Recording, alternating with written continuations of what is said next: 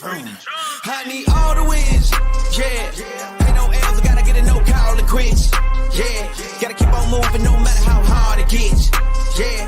Better move out the way, cause I'm coming with harder hits. My head is as hard as a brick, but I'm harder than all it is. You better move, you might get knocked out, knocked out. You better move, you might get knocked out, knocked out. You better move, you might get knocked out, knocked out. You better move, you might get knocked out, knocked out. My heart on my sleeve, stress, on my greed. That's how I get it. Success ain't no giving. Some days I don't eat, I don't sleep. When I'm focused, I'm dangerous. They don't wonder when I'm anxious. Ain't no limit till I tank. I'm running on fumes. The opposition don't amaze. The roads racing through the pavement. Get your hands out of my bag. I know this because I've been in it. I don't need to brag. I guess that's what happens when you taking care of your business. But some family, you do the math. I'm out of my pocket. Houston, we got a problem. I ain't perfect. Let them watch me elevating. Got them nauseous cause I'm the pilot in the cockpit. Nose diving in the house. And woo. Watch how I get it here. Watch how I get it here. Watch how I get it here. It's time! Welcome to DFS by the Numbers with your host, Brady. Better move, you might get knocked out. Knocked out. You better move, you might get knocked out. Knocked out. You better move, you might get knocked out. What is up, everybody? Welcome to Talkin MMA with Brady, episode number 2. Today, we're going to be talking about some UFC 289. I wanted to come in here on a Tuesday because I will not be able to do on my my Friday stream. I'll be on a cruise. So, yeah, it's been a pretty busy day for me today. I woke up at 9, which, if you guys know me, that's early. I'm a night out typically. But I woke up at 9 and just started taping UFC Vegas 75, and it didn't stop until like 4. So I was able to tape, I think, 10 out of the 14 fights, and my goal is to finish those next 4 fights and get out my UFC Vegas 75 breakdown before I step on the cruise, so I can kind of enjoy it. Don't have to worry about taping, I don't know, whatever fight is on next week's card. So we're trying to get all that done. It's been a crazy week thus far, but yeah, guys, really looking forward to the show. Really looking forward to this card. I was messing around with like the green screen backgrounds before the show. Decided on this one, but we do have some good options. This one, I'm apparently like in the bathroom. I think that's pretty funny. This is probably my favorite one though, like the Brady bunch. I'm Brady, get it? Brady bunch. I think that's pretty hilarious. What else do we got here? Some really interesting backgrounds. Like this is how I felt on Saturday when the fight doesn't go to decision for the Alex Caceres fight. Like Daniel Pineda gassed out in the first round and Alex Caceres couldn't finish him. That's kind of how I felt. Just like that, like everything's gone fire, right? That's how I felt there. What else have we got here? This is a pretty good one. Like I'm in the strip club. I don't hate this one as well. And by the way, if you guys have not seen Stat Diggers, I did give a strip club story on Stat Diggers. I also posted it on Twitter. So if you have not seen that, go check it out because it was a very true. It was a true story, first of all, and it was a very good story as well. So probably should get off of this though. Should I keep it? I'll keep it for a second. I mean, she looks to be fully clothed, so I don't see a problem with that. But I say we check out the chat. Just a laid back show, talking with the chat, talking some 289. I do want to start doing more of these. There are some things I want to talk about that aren't like card related. I do want to talk about the judging for one. I mean, it needs to be talked about. I want to talk about some other issues, MMA related, but today we'll just focus strictly on that UFC 289. Let's see what we got in the chat here. Dixon, what is up, Dixon? Saying, Brady, since you're going to be a dad now and have plenty of practice, do you think you could out-hump Dontel Mays? Absolutely could. Weezy can easily outrun him. Yeah, Weezy and Dontel Mays are supposedly supposed to race, so I'm really looking forward to that. All I want saying, I can't get that stripper saying, come on, out of my head since Stat Diggers on Sunday. Yeah, I mean, it was something I'll never forget, that's for sure. Got Daz in the chat. Let's talk about Fugitt. What about him? A lot of people on him this week. A lot of people are on Adam Fugitt this week. And yeah, why is my Nike logo like falling off? Should I just rip it off?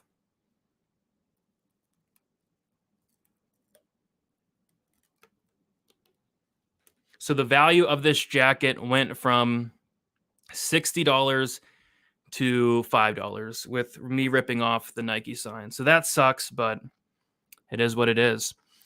Let's see what else we got in the chat here. Brady with a hat. Cash, yeah, bad hair day. Bad hair day today. Had to put on the hat. Did not want to look like Irina Alexeva.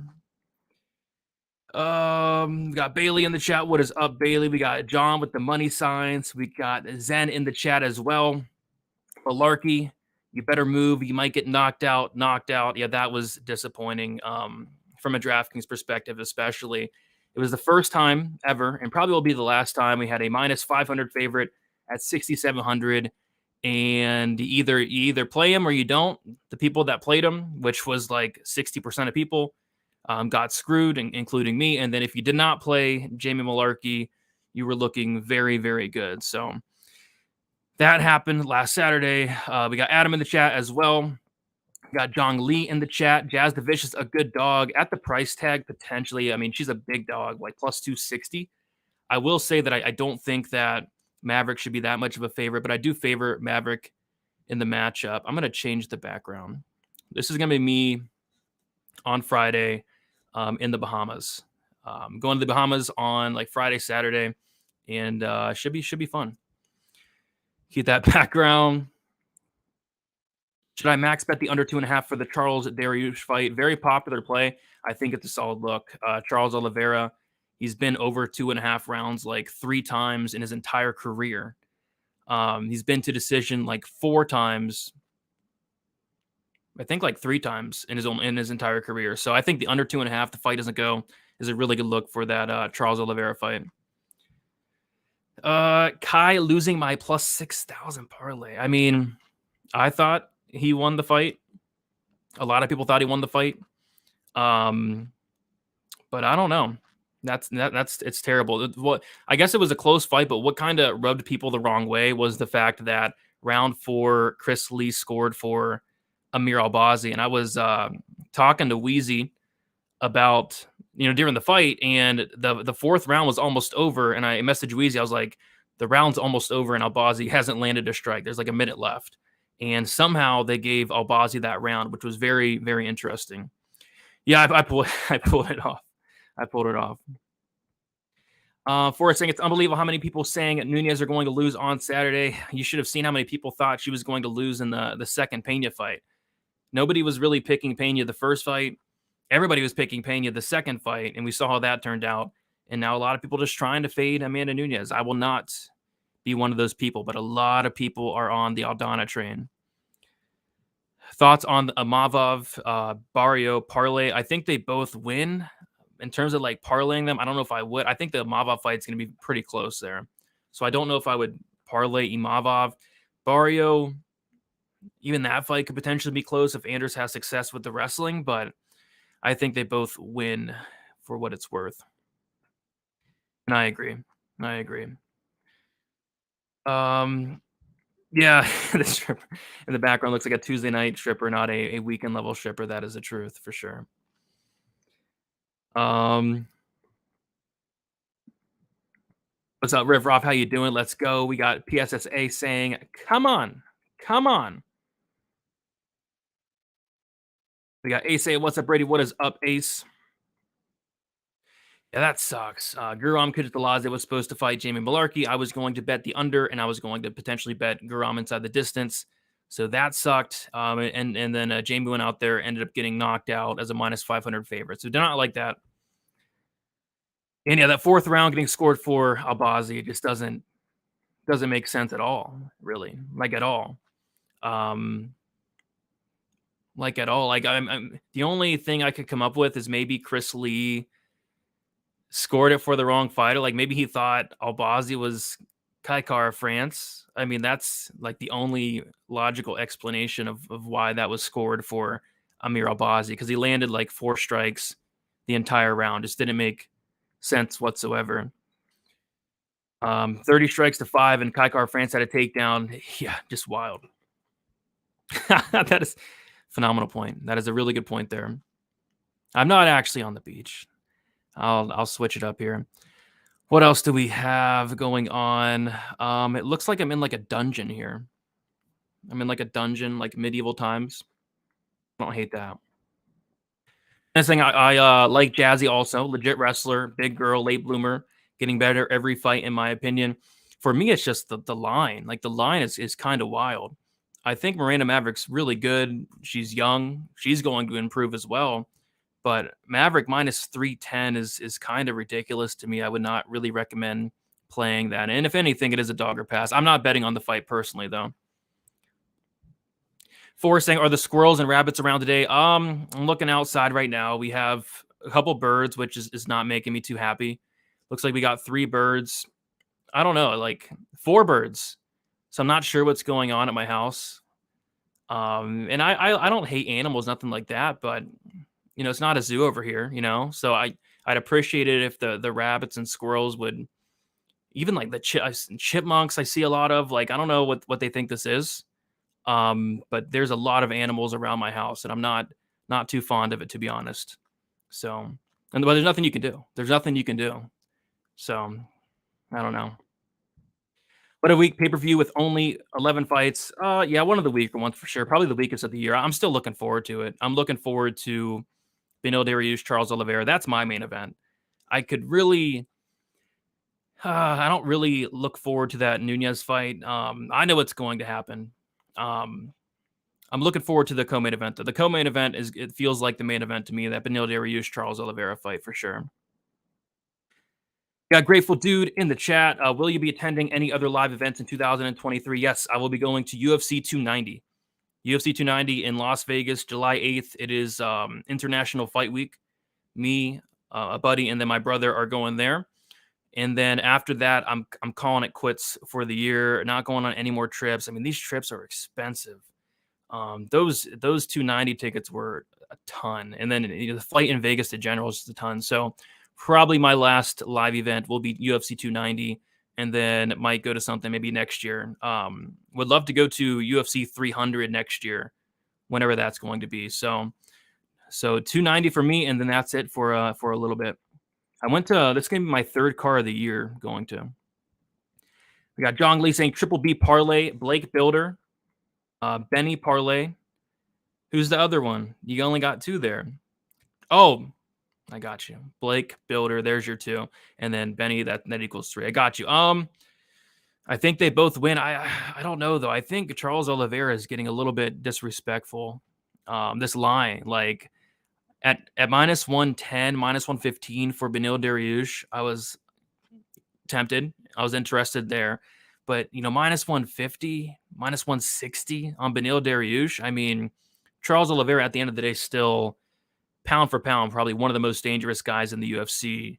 So I don't know. I don't know if I'd parlay Beneil Dariush. Even I don't know if I'd parlay Blake Bilder, but I'm a lot more confident in Blake Bilder this week. And I know a lot of people are parlaying him up. Blake Bilder, very popular parlay piece this week.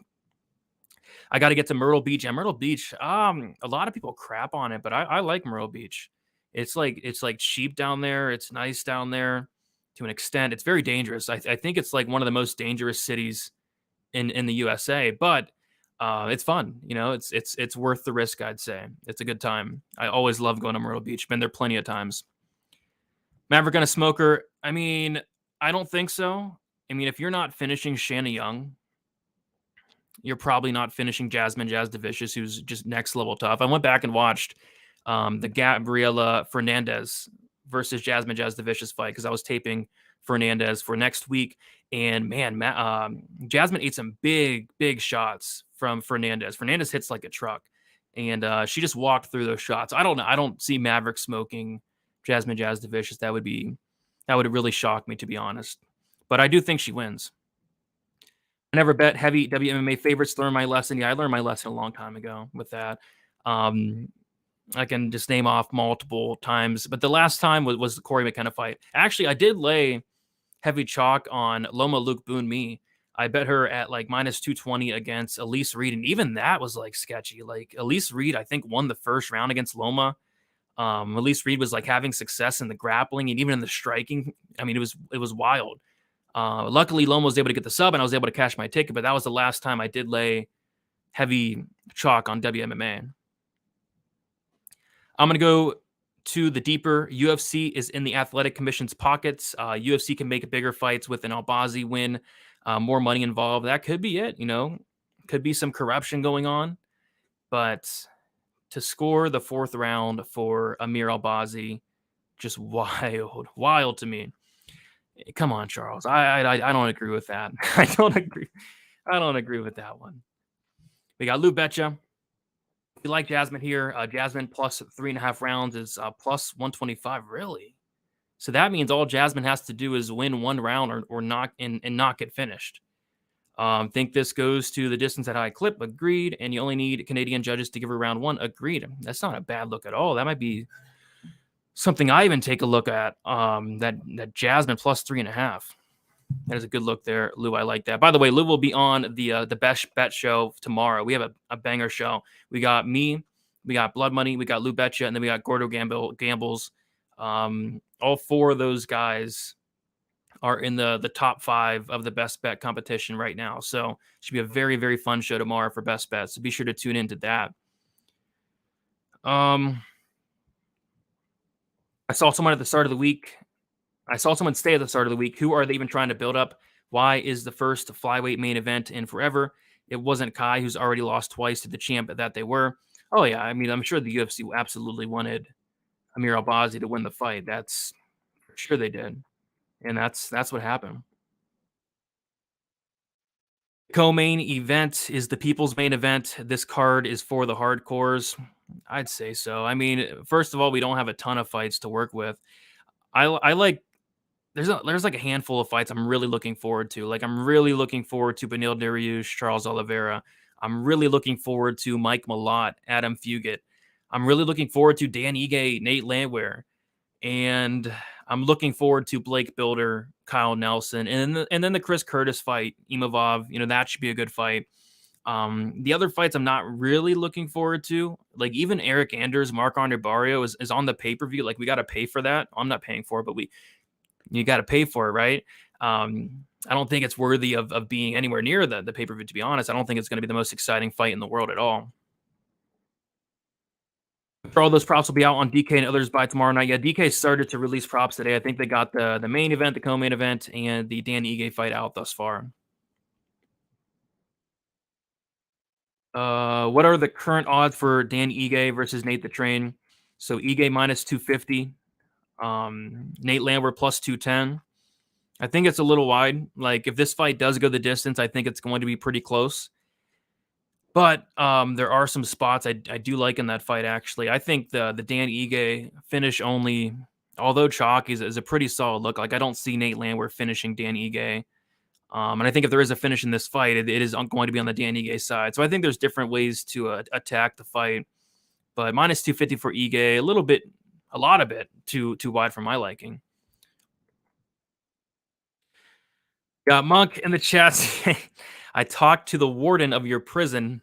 He said I could come down and help you make your thumbnails not backwards. I also baked a file into a cake, so I hope you have a sweet tooth. Appreciate that, Monk. Monk will be on the DFS show tomorrow. And I don't think I did the thumbnail backwards, did I? I might have. I think I did that because I don't know why. I did it a while ago, but appreciate you, Monk. Got Wesley in the chat. What is up? How are you doing, Wesley? We got Glenn in the chat with the dono, 249. Appreciate you, Glenn. He's saying congrats to you and your wife, not once, but twice. Actually, I think it was just once and it double showed. But yeah, appreciate you, Glenn. Does mean a lot. Me and her are very excited.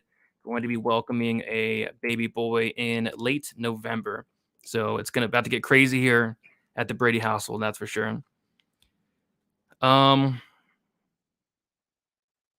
He's lying. He bets Liang Na is a massive favorite whenever he can. I don't think Liang Na is ever going to be a favorite ever, but I am looking forward to the return of Liang Na. She was supposed to fight Rogan Walker a couple weeks ago, and she had to pull out. So hopefully we get a Liang Na fight by the end of the year. Maybe this summer.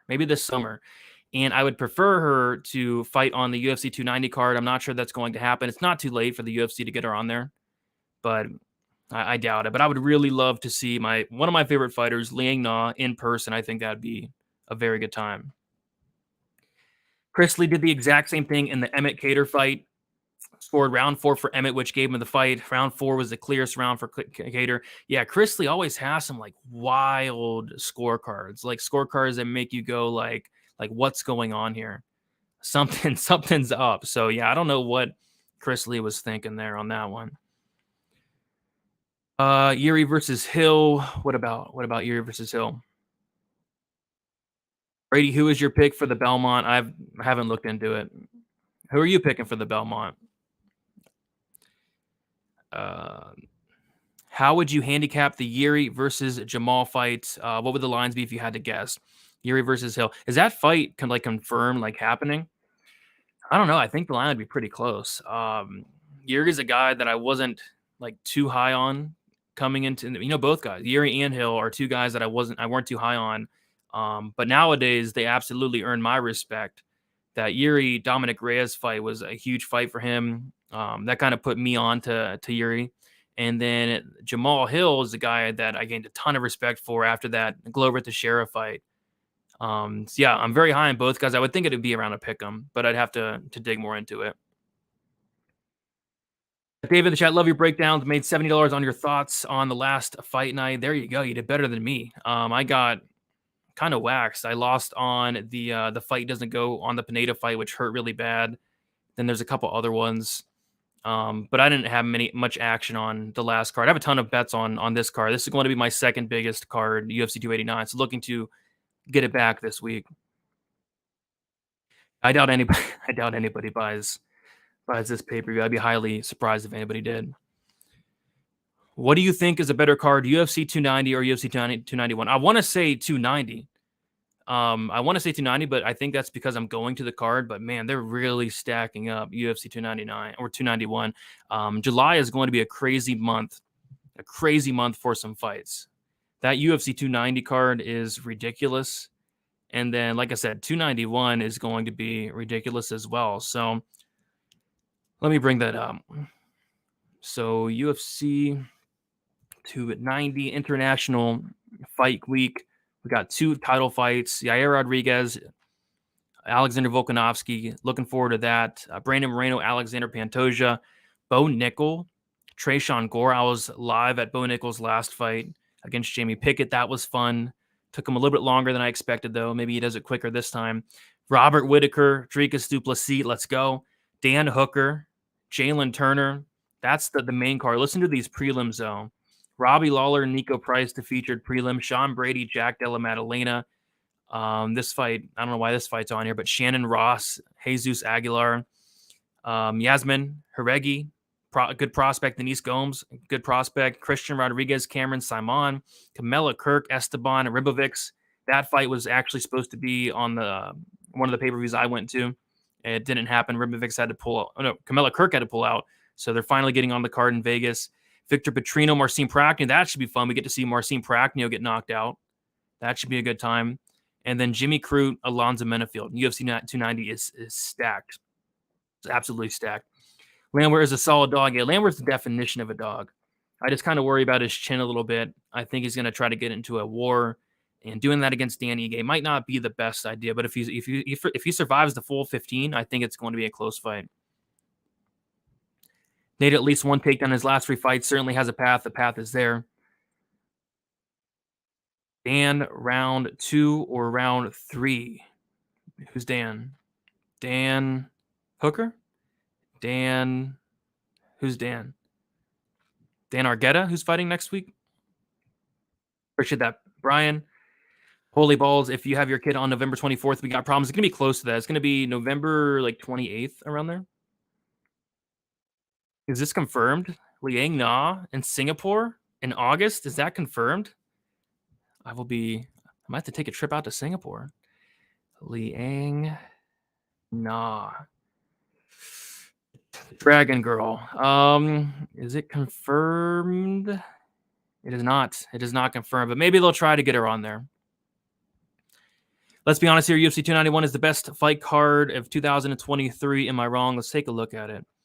So UFC 291, we just went through 290, which is really solid. So 291, we have the BMF title on the line here. Dustin Poirier, Justin Gaethje, that is the only title fight. We got Jan Blachowicz, Alex Pereira, great co-main event. We have Paulo Costa, Ikram Alaskarov. Stephen Thompson, Michelle Pereira on the main card, and then Derek Lewis, Marcos Jared Lima. So I'd say that the main card for this card is a little bit, I don't say lacking. I love the main event's phenomenal. The main event makes the whole thing, but and then Jan Blachowicz, Alex Pereira, I'm looking forward to. But Paula Costa, Ikram Eliskerov, Stephen Thompson, Michelle Pereira, that should be fun. Derek Lewis is always a good time. On the prelim, CJ Vergara, Vinicius Salvador, good fight. Tony Ferguson, Bobby Green. Can't believe Tony Ferguson's fighting again. That shocks me. I think he's on a 5-fight skid. Chiesa Holland on the prelims. Giles Bonfim on the prelims. Joanne Wood is somehow still in the UFC going against Priscilla Cachoeira. I like that. Matthew Simmelsberger, Johan Lioness, Roman Kopylov, Claudio Ribeiro should be a fun fight. So yeah, I think both 290, 291 are very, very good cards. Alan Turner versus Dan Hooker. I cannot wait for that one. 291 stacked from top to bottom. Very stacked. Galen line doesn't look wide enough. Yeah, I don't think. It did open up like minus 120, minus 130 on DraftKings. I know a lot of people that got in on that. Just a crazy line there. So now I am in a jail cell, by the way. Watch Nunes retire, win or lose. That's the big narrative. That is the big narrative. Brady, you need to update your optimizer story video. That guy looks a twin version of you, that 80 Twinkie, every time the judges get it wrong. Yeah, that was recorded like 2 years ago. And yeah, there's a big difference, man, when you look at it now. I do need to update that, by the way. Still haven't done it. UFC on the 29th July is the eve of my 40th. There you go. So I'll be well invested in that card. Heck yeah. I like it. Kevin Holland versus Michael Chiesa at 291 is going to be interesting. Yeah, definitely should be. It's a matchup that Kevin Holland has struggled with in the past, grapplers. So it's going to be interesting to see if he has continued to make improvements and whatnot. So we will see about that. Yeah, somebody else brought it up here. Yeah, Marlon Moraes is fighting, huh? Marlon Moraes fighting again. I'm shocked he's still fighting, to be honest. He's on a big skid, isn't he? Thanks, Charles, but this UFC isn't a betting gym either. PFL on the UFC. Yeah, I haven't looked into PFL. I've been actually looking into the UFC Vegas 75 cards, so haven't had any time to look into PFL. I won't be able to catch the card either way. I was gonna watch the PFL, but then I remembered I could watch Grass Grow instead. PFL's not boring. I like the PFL when I get a chance to watch it. About to tune in Saturday to the Lou Betcha Jr. Saturday Sports Jackpot WOD, sponsored by Royal Danks Danish Butter Cookies, to find out the Belmont picks. I'll be tuning in for sure, Lou. All right. Let's see. Any PFL picks? Oh, like I said, I haven't looked into the card at all, so we'll see.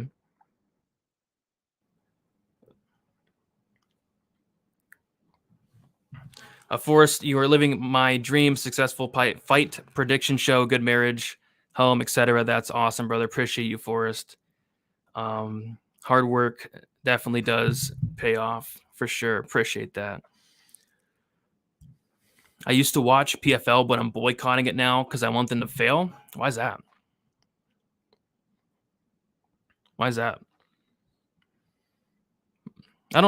I mean, if I get a chance to watch PFL, I definitely will. It's always a fun time for sure. Always enjoy it. So let me pull up the UFC 289 card here. Talk about the card a little bit. UFC 289, Nunes Aldana. There we go. Here we are. All right. And share this screen there. Perfect. All right, I'm gonna zoom in too as well. There we go. Why are there ads? See, this is why I stopped using Tapology. Just ads. All right. Let's see. Man, some of these fights. Diana Belbita, Maria Oliveira. It looks like money is actually coming in on Diana Belbita. So Belbita was actually a spot plus money I considered. And then I was like, I mean, I don't really want to bet on that fight, but maybe I should have. She's like plus 110, plus 115 for a second. Now she is currently minus 110. So at plus money, Diana Belbita would be something that I might have considered. But a fight I don't really want to bet on. I'm looking forward to the debut of Steve Erceg, though. Erceg's somebody that has been on the radar of the UFC because he was supposed to fight Clayton Carpenter. When was that? May 20th. He was supposed to fight Clayton Carpenter on short notice. And I could have swore he was supposed to fight on the Contender Series as well at some point, but maybe not.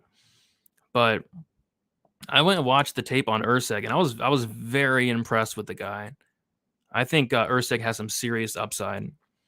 And he's like young too, I think, right? Like 27, maybe 28. He's 27 years old. Look at him. Look at that guy. Look at him. Just look at him. Look at him. Just look at him. Really good grappler. But it's just it's a tough matchup to make his UFC debut. I'd say it's a big step up in competition. But if you can't get the fight down to the mat, I mean, his grappling is legit. I mean, just look at him. Would you look at him? Just look at him. So we'll see. I mean, he's a really big dog. What is he? And I know a lot of people are taking the big dog shot on Erceg. Like, what did he open up at? Opened up at plus 330, went to plus 385.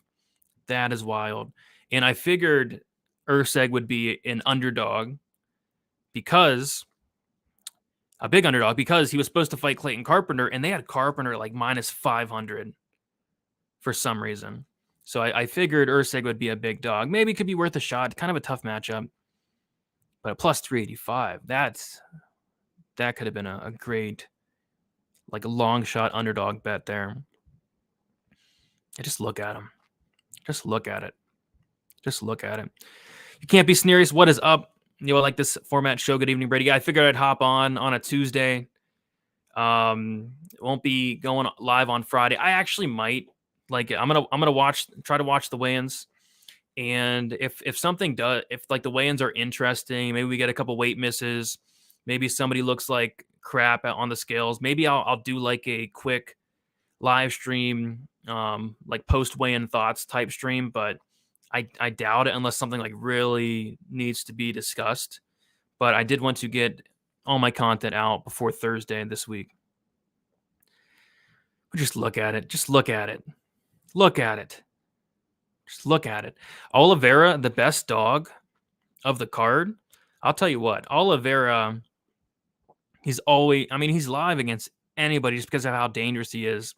Like, there's a lot of fights where you break down the fight and you're like, man, Oliveira should lose this fight. And then he goes out there and wins in spectacular fashion. I mean, this guy's dangerous. He's a finisher.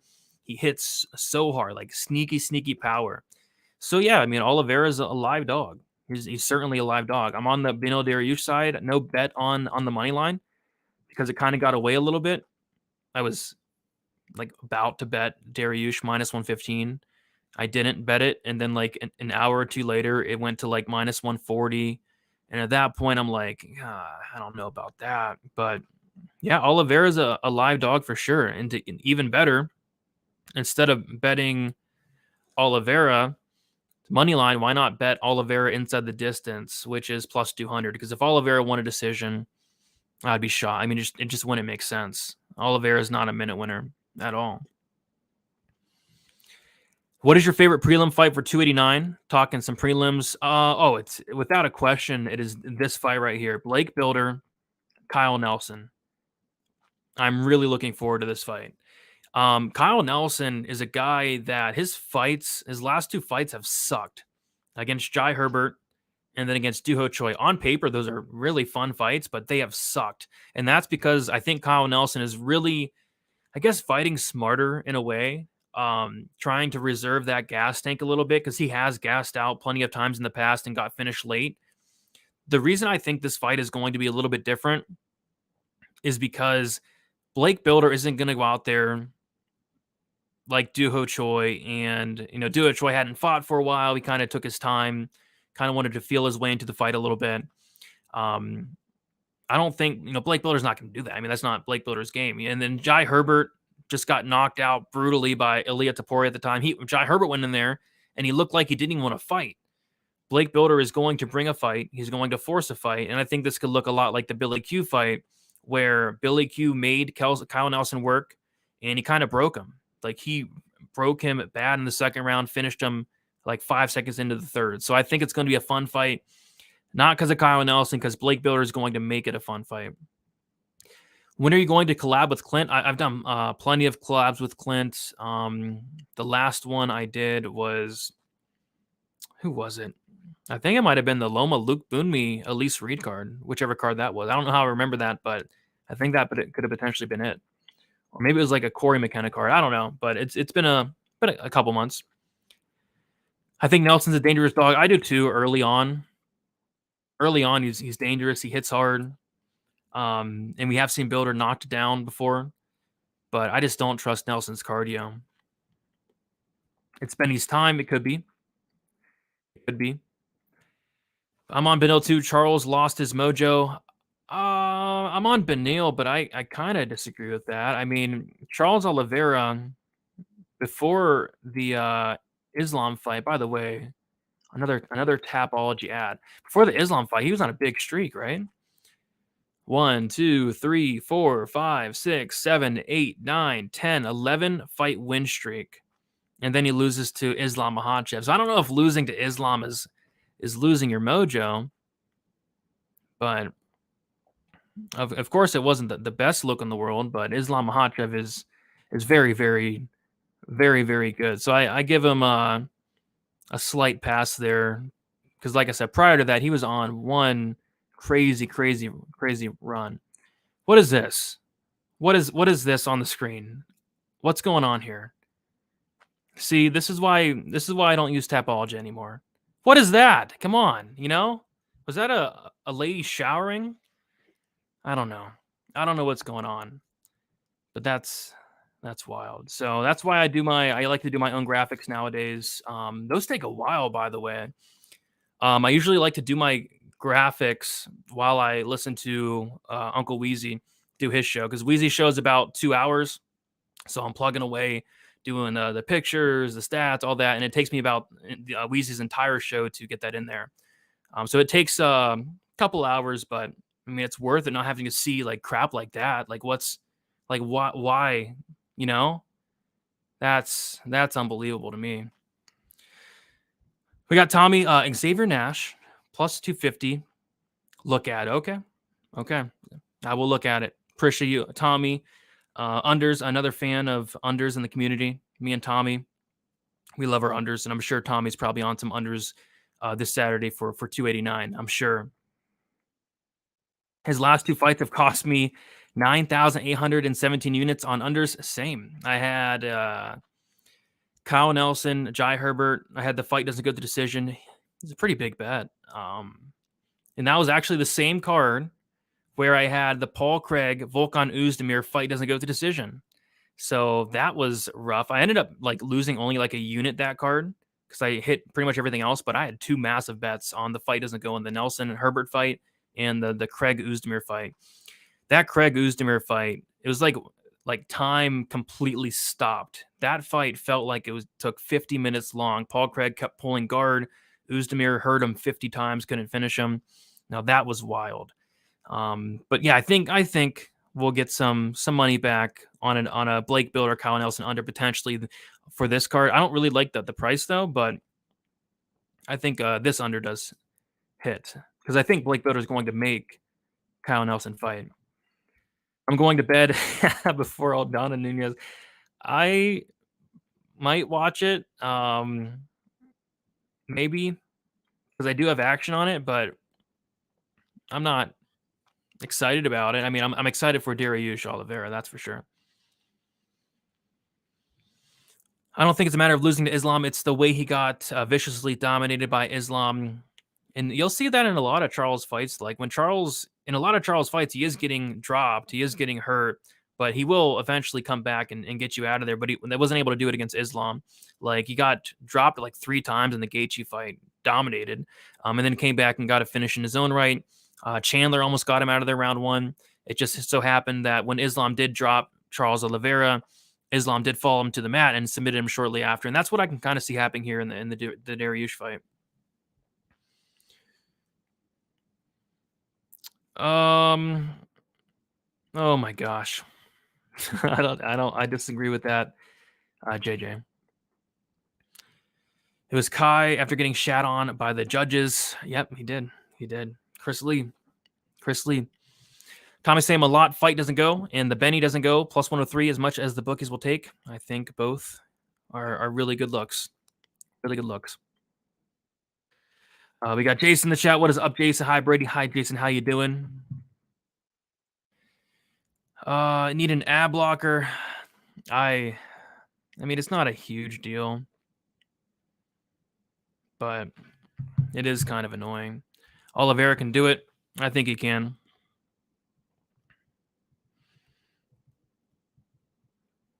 Let's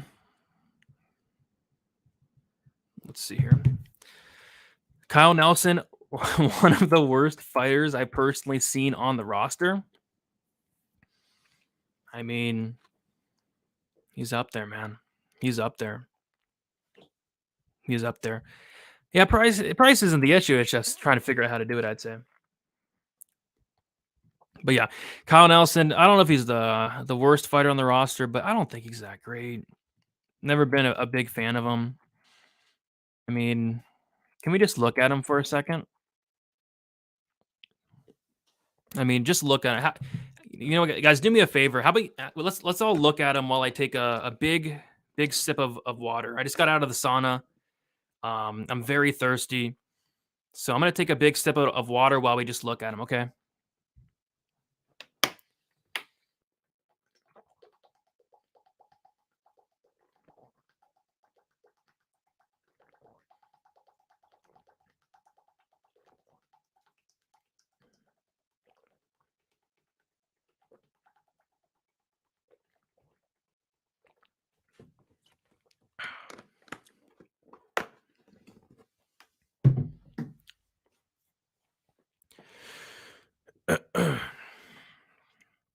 Just look at him. Just look at him. Water is so good. Water is so good, guys. Very good. Just look at him. Look at him. That's actually a scary picture. Imagine you're sleeping. It's the middle of the night. You know, you're in a deep sleep, right? A deep sleep. You wake up. You look up, and you see that in front of you. I mean, that's terrifying. That is a terrifying photo right there. I would not want to see that. You know, I'm with you, Riff. I don't want to look at it anymore either. I'm gonna get nightmares. That is a terrifying picture of one Kyle Nelson. That is for sure. I mean, just look at him. You know, just look at him. Great news, Brady. 8 straight weeks of UFC, mixing Bellator, PFL, and whatever else you like to indulge in. Yeah, we have a ton of cards. We have 4 cards in June, 5 cards in July, 4 cards in August. It's going to be wild. It's going to be wild. Lots of combat sports. You'd love to see it. Love to see it.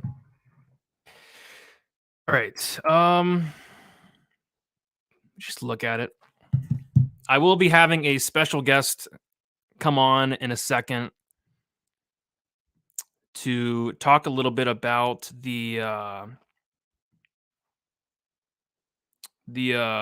co-main event and main event. He'll be coming on in a second. We got MMA Jesus in the chat. What is up? How are you doing? Oh yeah, just that'd be just terrifying. Just terrifying.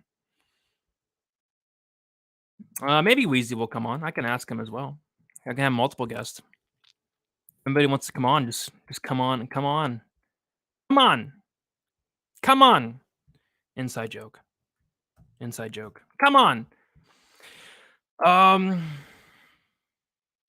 Question. Dariush's best method of victory. And then Charles' best method of victory. The thing is, both guys can win by knockout. Both guys can win by submission. I think Dariush is the only guy that can win by decision, though. I don't see Charles Oliveira winning any type of minutes here. For Dariush, I think it's like a knockout or a club and sub. And then Charles, I think it is a knockout or a club and sub. I think there's a lot of paths for either guy to win. Both guys super dangerous.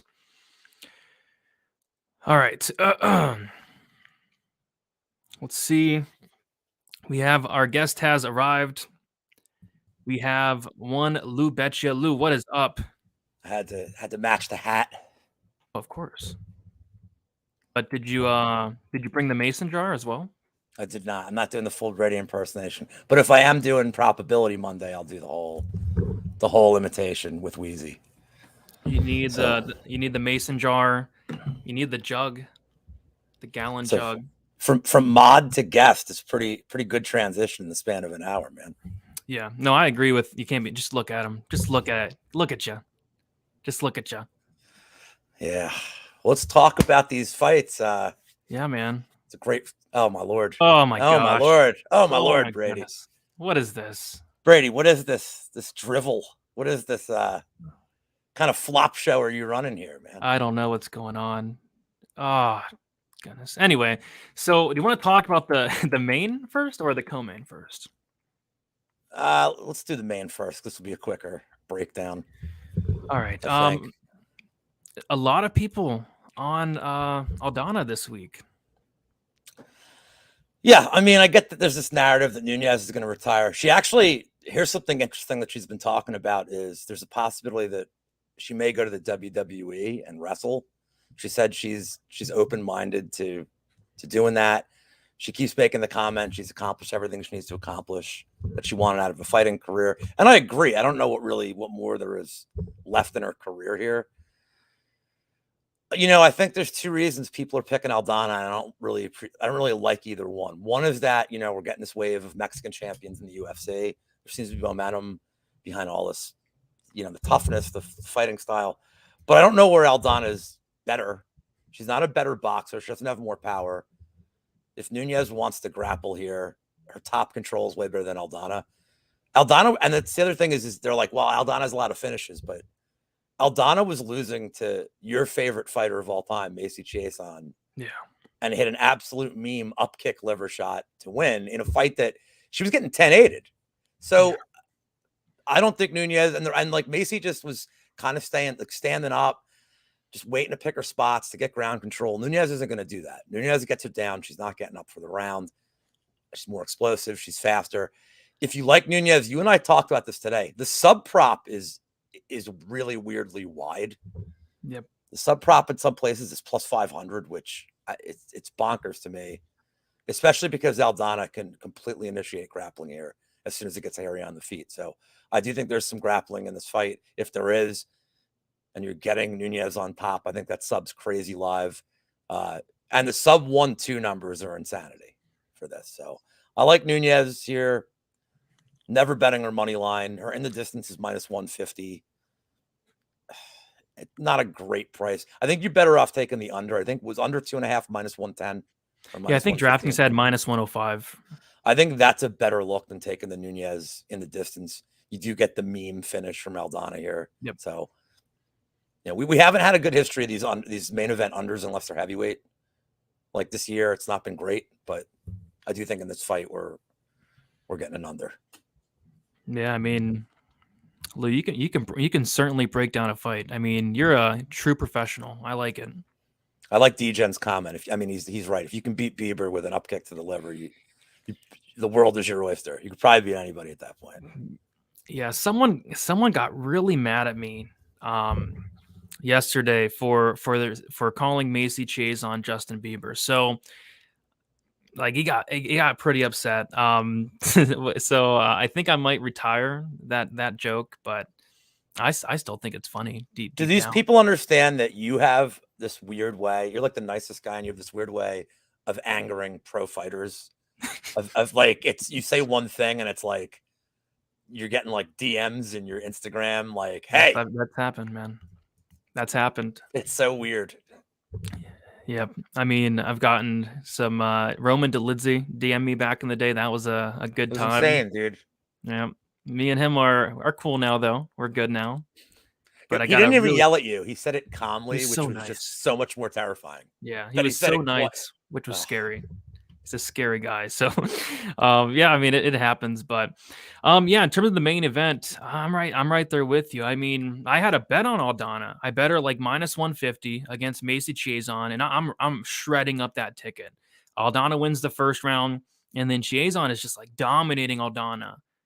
Macy's taking her back. She's getting into mount. Like if Macy Chiasson is having that much success in terms of the grappling, like what is Amanda Nunes going to do? And in terms of those sub props, the reason I think they're pretty live compared to the number especially is because what is Nunes's path of least resistance? Is it going to be to strike with Aldana, who's a very, very good striker, lots of power? Like Aldana hits hard. Is Nunes going to want to strike with her? Maybe she does. Or is she going to want to take down Irene Aldana, kind of like she did against GDR? She took down GDR a lot in that fight, and I kind of think she does here. And like you said, those sub props are kind of wild. Plus 575 for the Nunes sub. She has 3 subs in the UFC, all 3 of them coming in the first round. First round sub plus 1,600. Could be worth a little sprinkle. Round 2 does pay more, though, at plus 2,000, but I think it's probably round 1. I mean, and I think there's one more important thing here. Like we're talking about, like if it's going to be a submission, like somebody's got to initiate the grappling, and it most likely will be Nunes. Holly Holm took Aldana down 5 times. Yeah, she did.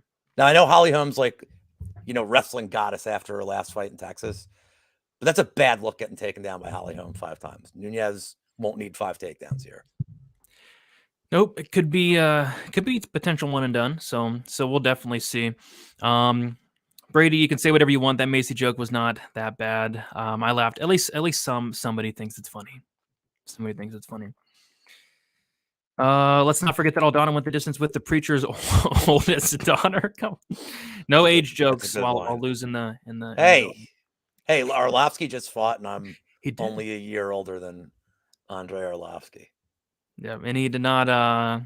You know who's older than me though? Uncle Wheezy. Uncle Wheezy's older than me. So who won't reply? I was gonna try to get Wheezy on here as well, but he won't. He's probably booting up his computer. It's gonna take 4 hours. He got a new one, I think. It's still gonna take 4 hours. Yeah. So we'll see if Wheezy is able to hop on. Let's talk about this co-main event, this is the real main event, and I would say it's a crime that this fight is not 5 rounds, but I don't think we need 5 rounds here, so I don't really care. Really good main event here. What scares me is a lot of people are on the Beneil Dariush side. Like I don't see a ton of people on Charles here. A lot of people on Dariush. He was -115. He's like now -150. I believe you're on the Dariush side as well, right? Yeah, and like you're saying, it doesn't matter that it's 5 rounds, but I actually would. I mean, if it was going to go 5 rounds, would favor Dariush. Everybody's on this under. That scares me a lot more than the side here, because I think Dariush, I mean, we've seen Dariush win by decision plenty of times. He doesn't need to be a fast starter in this fight. I mean, Oliveira knows one speed. He's going to be cracking on the feet, looking to take the back, like standing, looking to get this fight to the ground any way he can. Dariush's top control is so good, though. And Dariush, you saw it against, I mean, even against like Tony Ferguson. I know Ferguson's washed, but just as an example, Dariush has no problem stalling out on top. He's not in a rush to get a submission. He's fine being active, just active enough to win minutes. I think Dariush's decision is live here. This is not me saying I'm betting it. I'm not really there yet with any of these props. But I think Dariush can totally neutralize Oliveira, can just steal a lot of minutes. And if this thing hits the late second, early third round and Dariush had success on top, do we know what Oliveira's tank's going to be like? I mean, remember, before this long winning streak, what was the big accusation about Oliveira? He kind of quits. Yeah. He kind of wilts. Dariush is the kind of guy with his style, doing enough on the ground, constantly pinning him down, and being on the feet and being the more technical striker, I think, that he can just completely frustrate Oliveira here and make this a really weird unanimous decision win. But I think Dariush has him everywhere. I think narrative-wise, I really just think it's his time. And, I think the last thing I'm going to say here about this is, as impressive as the winning streak's been from Oliveira, let's not forget, like, who do you get cracked by? Everybody. Everybody. Like, everybody, like, I mean, has knocked them down. I mean, Chandler had him. A different referee stops that fight, and Chandler's the champion. Poirier hurt him. Like, everybody's hurt this guy. I think Dariush is good enough. What's the big mistake that Chandler made? He hurt him, and then he, like, just dove into his guard.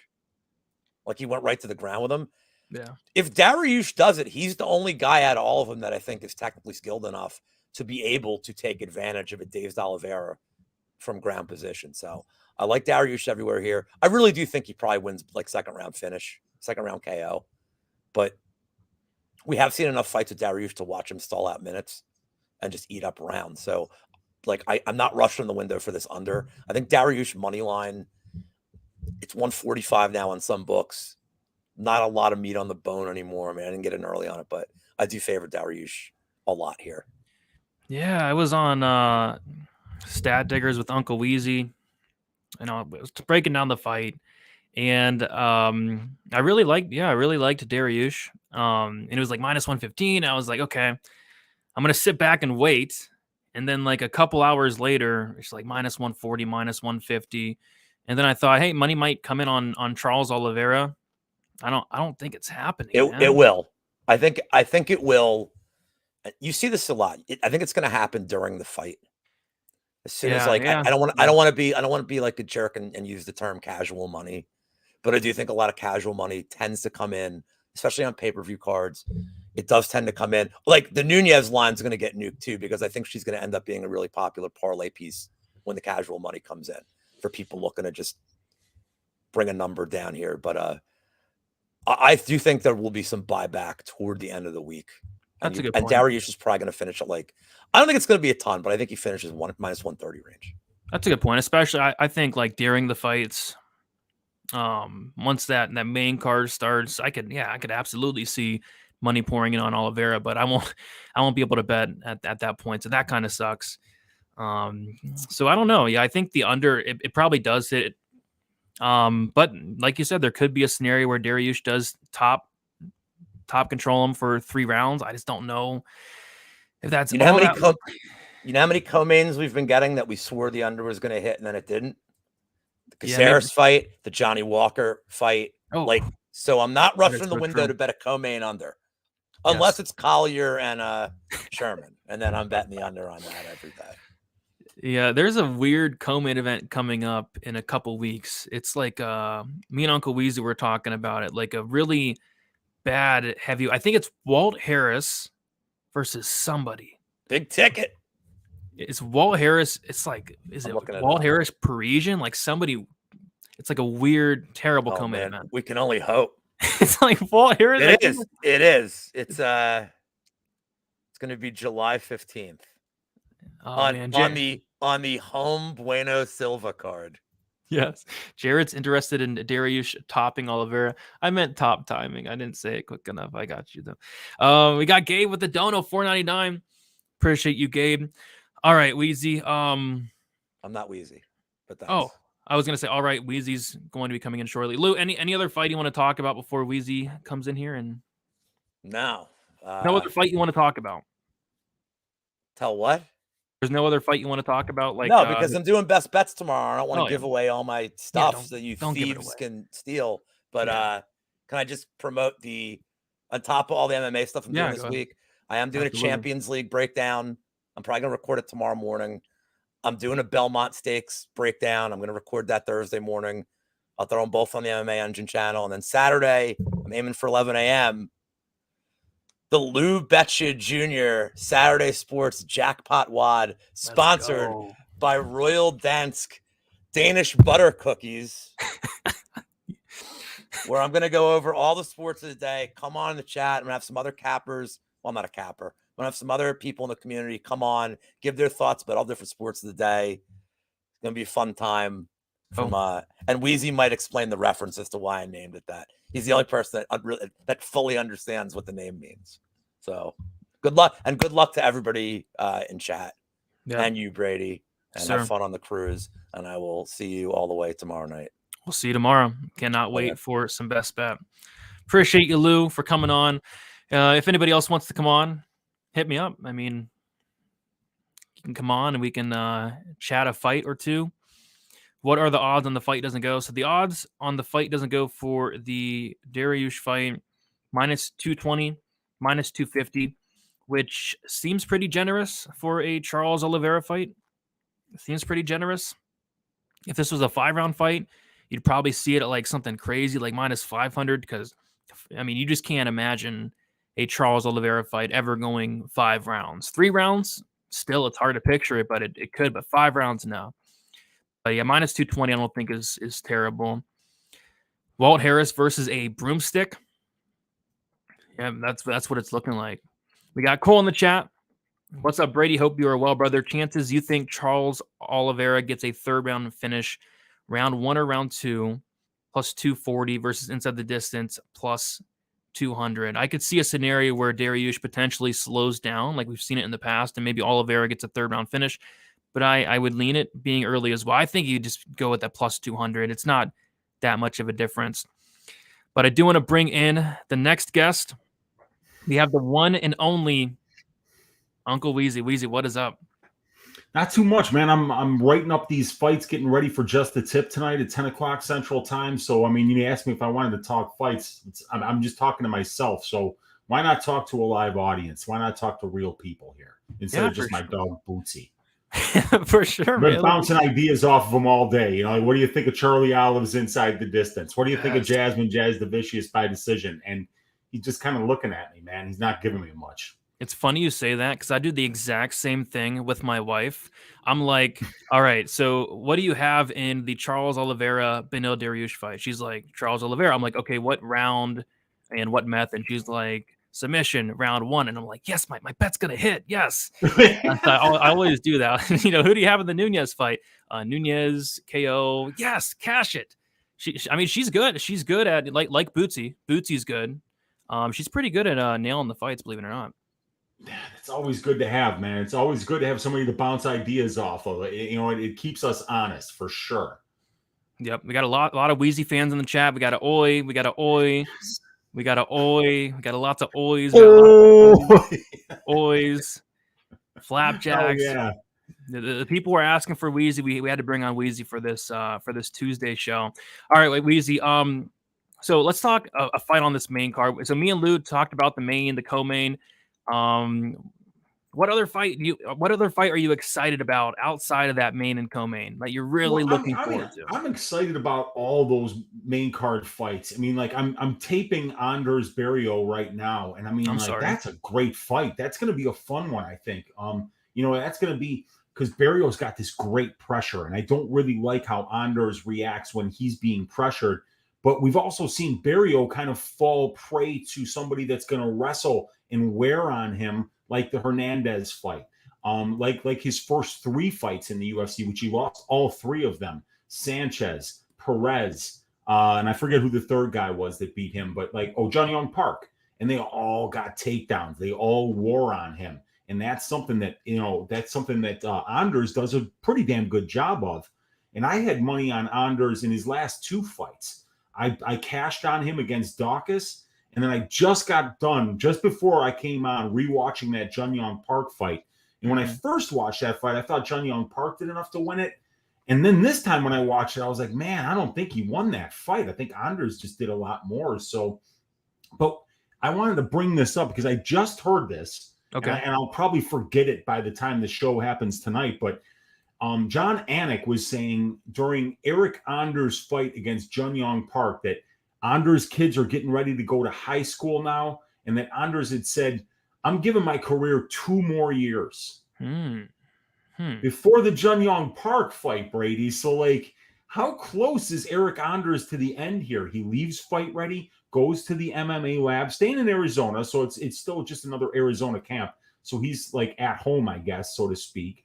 But all these guys, their careers are finite, and Father Time is especially undefeated in mixed martial arts. So that's going to be an interesting fight there. But I don't know which way I'm going on that one. I love the volume of Barriault. I think he's gonna his pressure and his volume are gonna look really good on the feet. And if he can stop the takedowns, I think he might even be better in the clinch. Barriault's got nasty, dirty boxing. I think he's got the better cardio. He's younger, and he's just gonna throw a lot more. So I think there's some plus money there on the Barriault money line, isn't? Or no, I'm sorry, no, he's the -140. Yeah, he's about -150. Yeah, so, but if you're on that Andres side, maybe you're saying he's the one that lands the big shot. He's got the power advantage in this spot. I think that he's going to be the more likely guy to win minutes in the grappling exchanges if the fight does get there, and especially, dude, if Andres does get a takedown and get to a fairly dominant position, he's built like a slab of marble. You're not getting that dude off of you if he gets to a good position. So very interesting fight right there. Yeah, it's a matchup where I feel like the line is probably about right there. Barriault's slight favorite. And I like him, but at the same time, I could see Anders having success. And I don't like the fact that he moved away from Fight Ready, by the way. I think Fight Ready was a great fit for Eryk Anders. Like, he went out there in the park fight. He attempted like 24 takedowns. Yeah. Like, if he does that here, it's going to be a close fight, I think. So I think this could play out close. And for that reason, I don't really want to lay chalk, but I do lean to Barriault as well. Hopefully it's more exciting. It's as exciting as you think it's going to be. It's probably my least favorite fight on the main card, but that's because we have 4 other bangers, I suppose. Yeah, it's not exactly a hot take to say it's going to be less exciting than any Nate Landwehr fight, than any Mike Malott fight, than any Dariush or Oliveira fight. And then you got the greatest of all time for women's fighters, Amanda Nunes, in the main event. So, yeah, definitely something that's going to be an interesting main card. But I think that that's an interesting stylistic matchup to talk about, the Barriault-Anders fight that we just talked about. Absolutely. Can you believe these Tapology ads? Like, what is this? What's he eating? What's he doing? Is that McDonald's? He's eating McDonald's, which is very good food for you. Now that you're about to have a child, Brady, you're going to want to be going to McDonald's all the time. You want that kid being healthy and strong. And there's nothing better than McDonald's food in order to ensure the health and wealth of your young child, your precious young baby that you and your wife are going to have. I mean, I hate McDonald's, but I do like Kalahari. They have a Kalahari ad there. Maybe I'll scan that code. Maybe get a deal at Kalahari. Yeah, hey, why not? It's better than a deal at McDonald's. You got to say. Yes, for sure. Oh, there were some questions in the chat for you, by the way, Weezy. Okay. Before we touch on another fight, then I'll let you get out of here. You can't be serious. Weezy, what's next for Mandy Bum? Potential title run. Does it start? Yeah. No, look. She's going to be signing with Bum Fights after she eventually does get cut. A German version of Bum Fights, which is called like Boom Fight or some. I don't know. I don't know how to pronounce it correctly. It's got an umlaut in there somewhere. I'm looking at her potentially making a title run there against some bath salt and meth addicts there in central Germany. So yeah, I could definitely see that. But as far as the UFC, you can't be serious. It'll be one more fight, and then they'll tell Mandy, don't let the door hit you on the ass on the way out. Okay, sounds good. And I did want to get, you were doing your notes, so you probably didn't get to see the show. I did want to get your thoughts on this picture of Kyle Nelson. your thoughts. It's a creepy picture, dude. It's a creepy picture. That's a fighter's nose right there. Yeah. I don't particularly care for the haircut. I think he could do better on the haircut, but that's the monster, Kyle Nelson. And I think that his money line's kind of fat this week, actually. That's a line that just doesn't make much sense to me, right?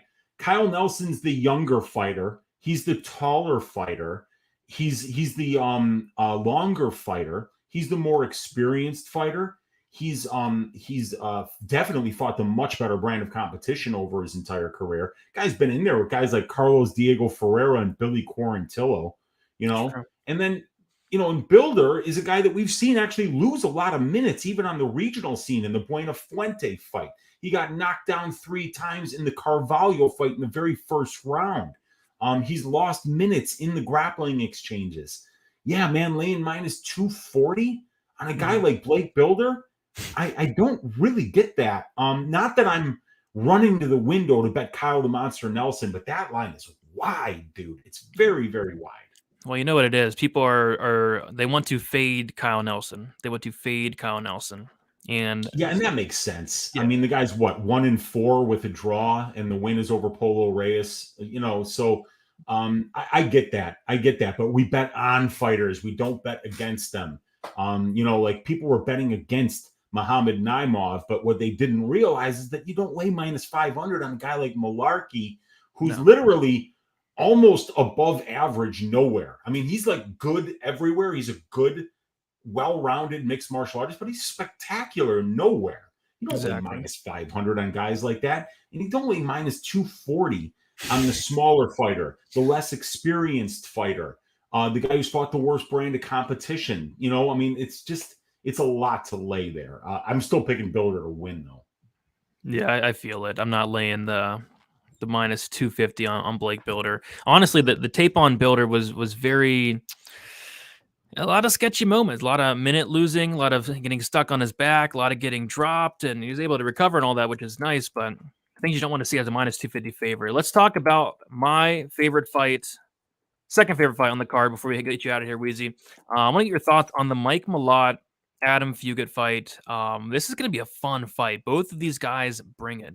People are kind of crapping on this fight being on the main card. Like, why is Mike Malott on the main card? Well, I think we're all going to see why it is on the main card on Saturday. Yeah, I couldn't agree more. I mean, Mike Malott is about as hot of a prospect as you can get in terms of what he's done in the cage and what he's shown in the cage. Really crisp striking, power in both hands, extremely opportunistic submission grappler. As soon as he hurts you, he'll lock in that submission. He's got so many ways to finish fights, and he's well-rounded. He's good everywhere. We just don't know much more about him because we've only seen him out of the first round once. And then there's been long layoffs in between fights. He's taken 3 years off, I think 2 different times in his career. And now we're finally starting to see Mike be a little bit more consistent. This is his second time fighting this year. He fought, I think, at least once last year. So he's starting to get into a bit of a rhythm and starting to fight a little bit more often. And that's almost kind of scary, because if this guy gets better, if this guy starts getting into a rhythm and we can, I think if we start seeing him fight 2-3 times a year, for the next 18, 24 months, Brady, then you don't necessarily even have to worry about the dude's cardio because he's training nonstop, because we kind of have to worry about his cardio because we don't know what it looks like. This dude never gets out of the first round. The last time he did, you were in high school. I think it was 2014, the last time that we saw Mike Malott be in there past 5 minutes and 1 second of any professional fight. So, and then with Adam Fugitt, I like this kid. He's good, man. He's huge for the division. First of all, you can't teach size. He's got good length. He throws good head kicks. He'll use those kicks to maintain range. That fight against Michael Morales that I think he took on 9 days' notice against a fantastic prospect, undefeated fighter in Morales.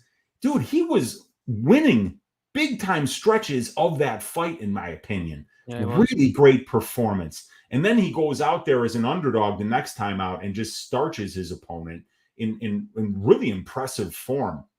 Love the kicks. Love the wrestling. I love how he mixed in the wrestling in that win. This guy is good, and I think at plus 175.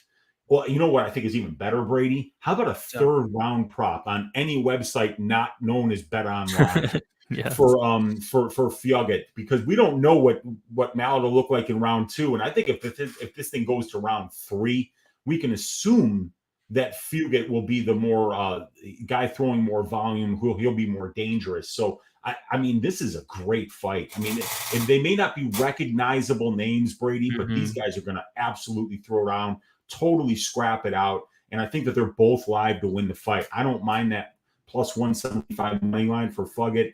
I don't mind the round 3 prop or even the round 2 prop for Fugitt. And I love the fight doesn't go to decision, obviously. That's a great spot. But I'm waiting for some of those alternative over-unders to start opening up here. Yeah, DraftKings just refused to like get any props out on it because they got a couple of the main card fights on, but they don't even get the over-under out. They're scared to put the total out on this one, which yeah, I don't blame them. And it's like, don't be scared, homie. We're only gonna bet it, if you fuck up, right? Yeah. So don't be DraftKings. Don't be scared, homie. Put out that over under for the Malott fight, man. We promise not to pounce on it. I promise you guys, we won't do it. Just do it. Ease it out there. My suggestion will be a minus 225 for the fight doesn't go to decision, and I predict you'll see a lot of two-side action at that price there. Yeah, I was saying the same thing for them to get out the Dan Ige finish only. I was like, do it. Yeah, and then they give you minus 330, and It's like, come on, man. Yep, can't believe it. But yeah, Weezy, thank you for coming on. Appreciate that. Sure. Let the people know about your show tonight, which is coming up in how long? About 3.5 hours? 3 hours and 43 minutes. You're going to have the top MMA statistician, graduate of the Harvard of the Midwest, Brady, Northern Illinois University, giving you the best statistical analysis of the fight game. Going to be debuting that spreadsheet that we debuted on Stat Diggers on Pub Sports Radio this week with the color-coded divisional averages for every statistic, so you know whether a fighter is above or below or right on the average for their statistics. So yeah, looking to debut that tonight, 10 o'clock Central Time. Come check it out. It's going to be a fun time while we break down all 11 of these fights. Let's go. I'll be there. Best of luck to you Saturday, Weezy, and talk to you soon. Yeah, same to you. Let's stack cash tickets like flapjacks for UFC 289. All of us. Let's have a great week. Let's do it. We gotta get the bookies. Let's go. All right, man. We'll talk to you later, Brady. Take care. All right. See you. All right. And Massive saying, who are we parlaying Nunes with? That's the real question on Saturday. I've retired from parlaying up Amanda Nunes. But I think she does win. It's just, I don't know, who do you want to parlay her up with? You probably don't want to parlay Mike Malott. You probably don't want to parlay Miranda Maverick. Probably don't want to parlay Blake. I don't really see many parlay pieces. Even Amanda Nunes, I don't really know if she's the best parlay piece. Marc-Andre, I think he wins. I just feel like it could be a little bit close if Andrews comes out there with a good game plan. So I don't have any parlays this week, and I don't think I will, to be honest. Yeah, minus 500 for Jamie Malott. Yeah, I can't believe it. I cannot believe it. In this economy, yeah, it was wild. Mike Malott, round 1. It's not a bad look, just due to the fact that Mike Malott has all of his wins come in the very first round. And just curious to see where they do have that Mike Malott first round prop. Mike Malott to win in round 1 plus 180 on BetOnline. So they're all over it. I'm not sure what DK and all them are going to get it out at, but plus 180 for a round 1 prop is pretty wild. Over 2.5 for the Maverick fight. I don't hate. Yeah, I mean, I think there's some parlayable props this week. Parlayable fighters, I'm not sure, but yeah, parlayable props like the over 2.5 in either female fight not named Nunes. Like the Maverick fight, I think goes over, and then I think the Belbita fight goes over. Parlay the fight doesn't go on the Nunes fight. Charles Malott, I think the Malott and Charles fight doesn't go. They're parlayable, I'd say. But yeah, no parlays for me personally this week. I was thinking Malott. Yeah, I think he wins, but a lot of people on the other side. A lot of people are on the Adam Fugitt side this week. So we got Felipe in the building. What's up, Brady? What is up? How you doing? Good to see you. Fugitt. Yeah, Fugitt. I like it.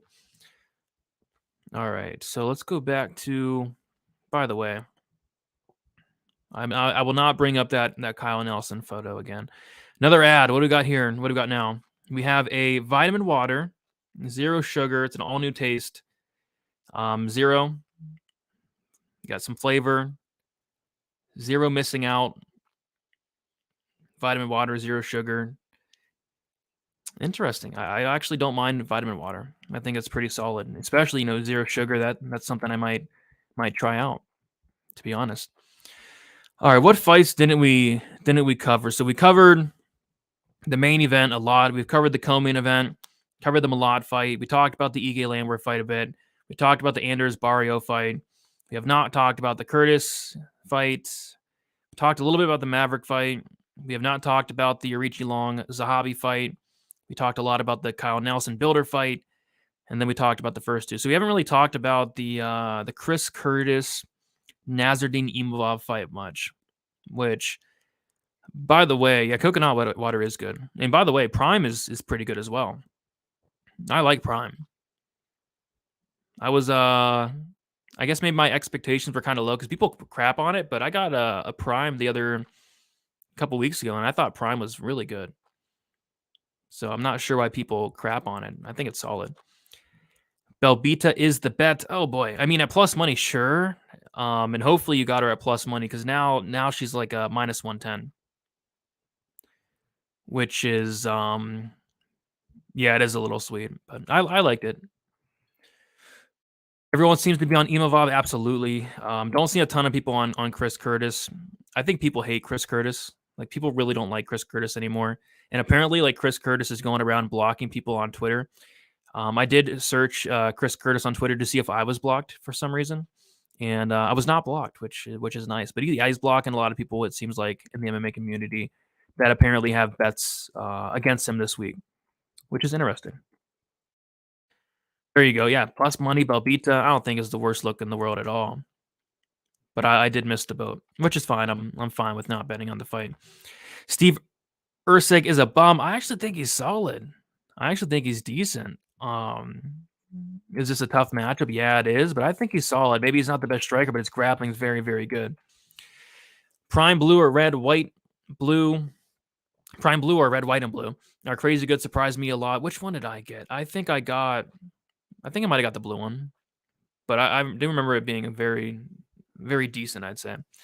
Curtis finish only at plus money isn't bad. Yeah, somebody pointed that out to me a couple days ago in my Discord, and it was like plus 140.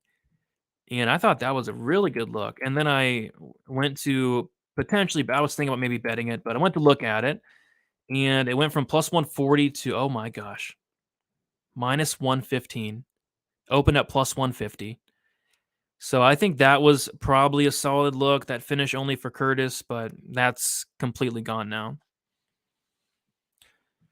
So at minus 115, I'm no point in betting that. But if you got plus money on that, I think that's a solid look. I think it probably voids, though. I think it probably does go to decision. But I did bet a Chris Curtis finish only on the Buckley fight at plus money too, which hit. Was pretty good. I did the tape on Steve. Wasn't impressed. Good jiu-jitsu against lowest level comp. Yeah, he hasn't fought the best cut level comp. He's fought Shannon Ross, who's in the UFC. Sunguk Choi, who's on the road to UFC. But other than that, yeah, it is low level opponents. But he's handling them accordingly. But yeah, a lot of people taking the dog shot on Erceg this week. Minus 115 now is gross. Plus 140. So yeah, plus 140 is something that I was interested in for sure. Yeah, in terms of the Imavov Curtis fight, I think it's a close fight. Like, I wouldn't go out there and lay minus 140 or whatever on Imavov. I think I just picked him just because I don't like the fact that Curtis just like drops first rounds like it's nothing. Like, this guy, if Curtis could start faster, I would maybe consider picking him at plus money. But he just drops like minutes in first rounds early on. Like, takes his time. Lost the first round against Gastelum. Buckley was losing the first like 4 minutes against Phil Hawes. So it just takes him a while to get going. You don't want to drop rounds at this level. Chris Curtis plus 132, Imavov minus 152. Imavov was about a pick him for a while, I thought, like minus 115, minus 120. But yeah, very popular play this week is Nassourdine Imavov. I bet 2 units on Aldana.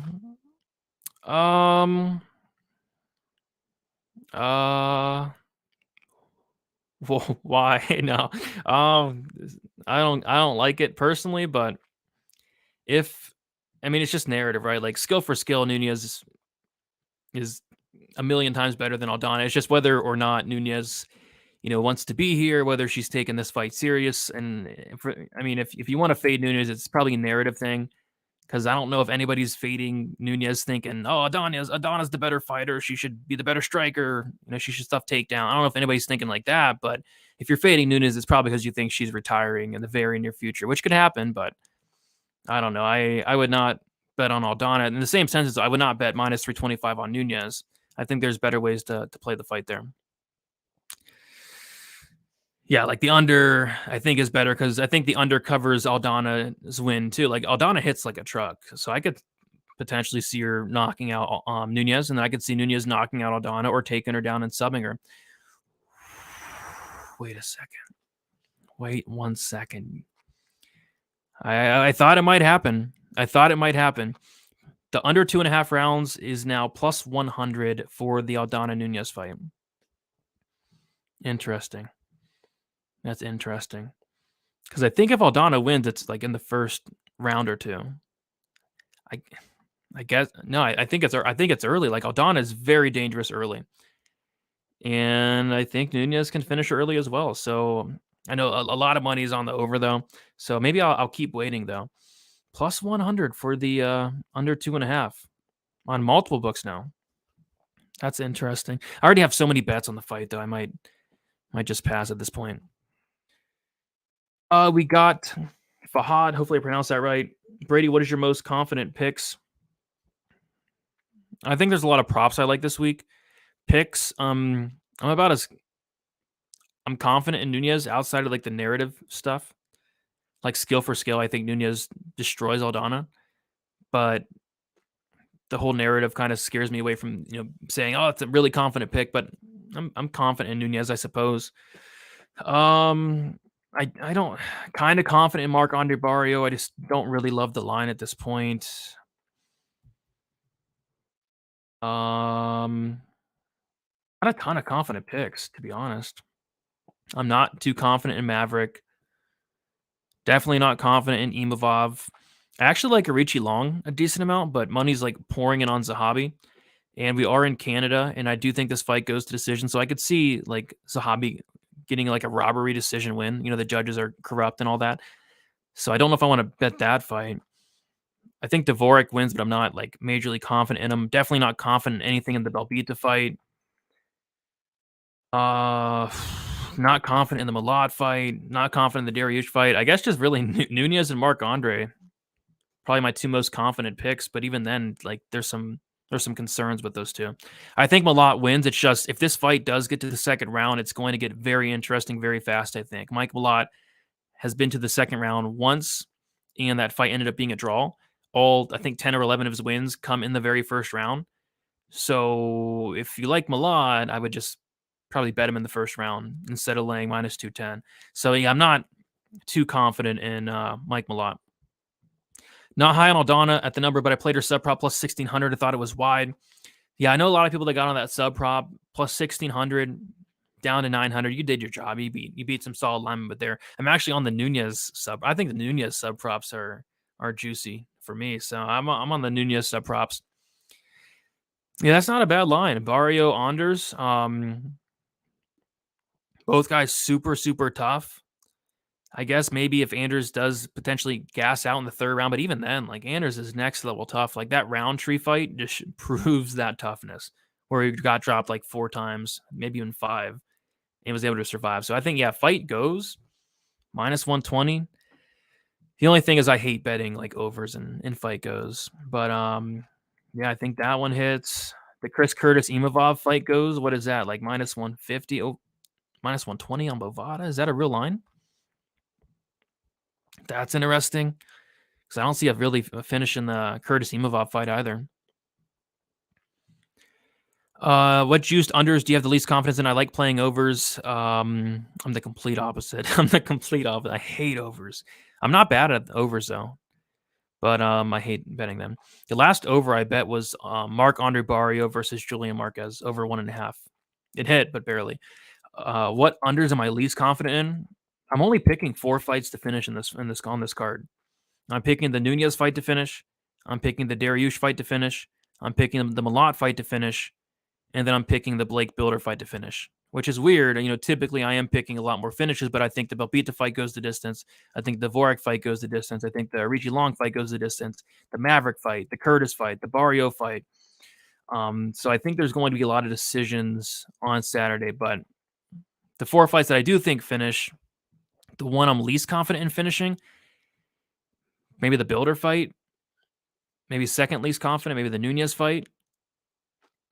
I think the Dariush fight, and then I'm pretty confident that the Malott fight does finish. If the Malott fight goes the distance, I would be fairly surprised. You have to fondle the Aldana KO prop plus 600. Not for me, but if I would pick a path to victory for Aldana, it would be to get the knockout, I'd say. But I will not be playing any Aldana props personally this week. I think it's Nunes. As long as Nunes is motivated and wants to be here, I think she wins. But if not, Aldana is definitely live. We saw in the first Pena fight, looked like Nunes did not want to be there. So that could happen again. And that's what we got to worry about with Nunes going forward up until she retires, which I think she is going to retire in the very near future here. I don't think it's this fight, but in the very near future, I'd say. Are all the Canadians going to win? So I'm picking Mike Malott. He's Canadian. I'm picking Marc-Andre Barriault. We got another ad here. What is this? Is that Will Smith's son?